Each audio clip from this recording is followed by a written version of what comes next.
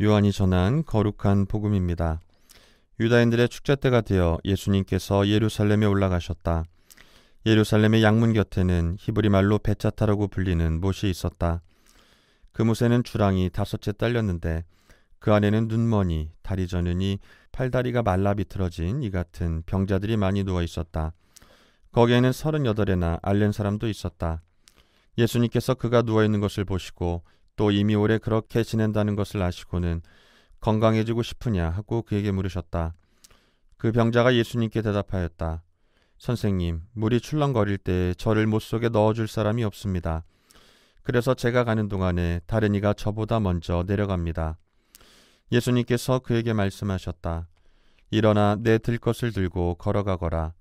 그러자 그 사람은 곧 건강하게 되어 자기 들 것을 들고 걸어갔다. 그날은 안식일이었다.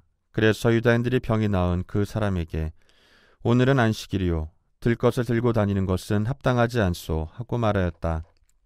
그가 나를 건강하게 해주신 그분께서 나에게 내 들 것을 들고 걸어가라 하셨습니다 하고 대답하자 그들이 물었다. 당신에게 그것을 들고 걸어가라 한 사람이 누구요? 그러나 병이 나은 이는 그분이 누구이신지 알지 못하였다.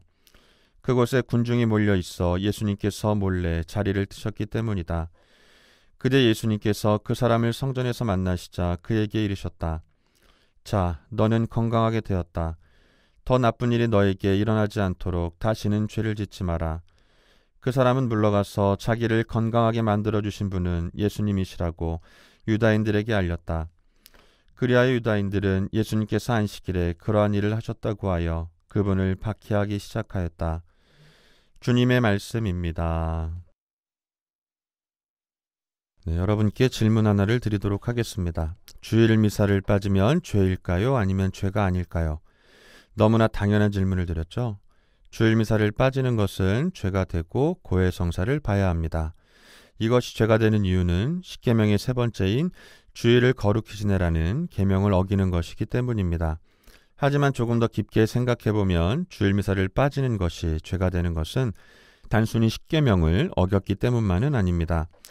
하느님께서는 우리가 자유롭게 살기를 바라십니다. 하지만 일주일에 단 1시간만큼은 당신을 위해 써주시기를 바라십니다. 그런데 이것도 자세히 살펴보면 하느님만을 위한 시간이 아닙니다. 그것은 우리의 구원을 바라시는 하느님의 사랑의 마음입니다. 즉, 우리를 위한 최소한의 구원의 시간을 마련해 주신 것입니다. 그래서 우리가 주일미사를 빠지게 되어 고해성사를 봐야 하는 이유는 단순히 계명을 지키지 못해서라기보다는 우리가 하느님의 구원의 초대를 거절했기 때문입니다. 오늘 복음 말씀을 보면 예수님께서는 38에나 앓는 사람을 치유해 주십니다. 하느님의 치유의 기적이 이루어지는 베차타 못가, 그 안에는 눈머니, 다리 저느니, 팔다리가 말라 비틀어진 이 같은 병자들이 많이 누워 있었습니다. 하지만 다른 사람의 도움 없이는 혼자서 조금이라도 움직일 수 없는 그 병자는 물결이 출렁거릴 때 주위에 다른 이들이 내려가 그 못 속에 들어가는 모습을 바라만 볼 수밖에 없었습니다. 그래서 예수님께서는 그 병자의 간절한 마음을 아시고 그에게 건강해지고 싶으냐 하고 물으신 후 치유의 기적을 베풀어 주십니다. 하지만 이것이 문제가 됩니다. 그리고 그 문제는 예수님이 바리사이와 율법학자들과 계속해서 부딪히게 되는 시작점이 됩니다. 그것은 바로 예수님께서 안식일법을 어기셨다는 것입니다. 당대 유다인들에게 안식일법은 매우 중요했습니다.